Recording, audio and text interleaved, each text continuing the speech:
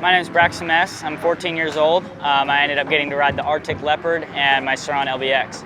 I wanted to race electric motocross just because Penn helped me out. I ended up being able to part with Technic suspension and formula brakes. They were super awesome and were able to help me out with my bike.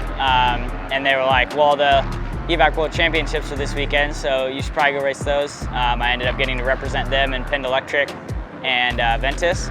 And Penn said Ventus was the best. I was like, okay, put it on the bike, and it was awesome. It's definitely different. I'd like to get a battery and some other cool stuff to make it go a little bit faster.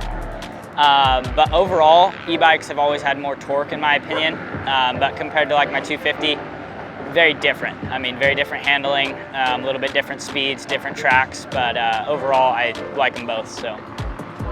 The biggest adjustment, I mean, I switch between gas bikes and e-bikes because I love riding my e-bikes too in my backyard and everything. But it's not a really big adjustment. They're a little bit different sizes, but like the Arctic Leopard wasn't as big of a jump. But really I've been riding for so long that it's really just fun and I just go out and figure it out every time. I haven't had very many races on an e-bike. Actually, this was my first one. But we made some changes after practice this morning to give it a little bit more torque, and I definitely felt the difference coming out of the gate and out of corners. I definitely got to work on top speed with my bike, but it was overall pretty great, and the Arctic Leopard all around was awesome.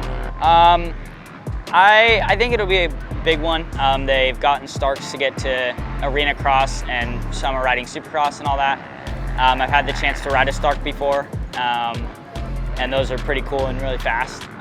But I think gas bikes will still be around for a very long time just because I've heard that Starks aren't as good for supercross riding and they're still getting developed and perfected for that. I definitely had some sketchy moments with some riders. One of the people almost crashed in front of me and I almost hit him in the head, which would have sucked a lot. But it was cool to come out in my first e-bike race and end up winning the whole thing, so that was pretty fun.